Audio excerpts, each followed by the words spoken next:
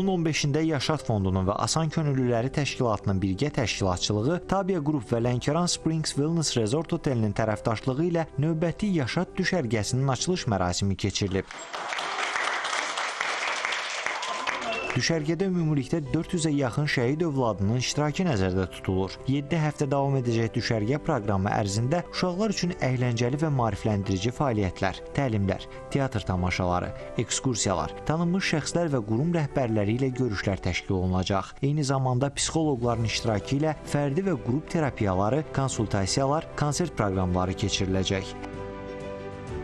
Düşərgə şəhid övladlarının yay tətilinin asudə vaxtının səmərəli keçirilməsi məqsədlə həyata keçirilir. Onlar burada yeni dostluqlar, yeni əlaqələr formalaşdırırlar və düşərgə müddətində düşərgənin proqramına uyğun olaraq onlara müxtəlif master-klasslar, müxtəlif təlimlər keçiriləcək.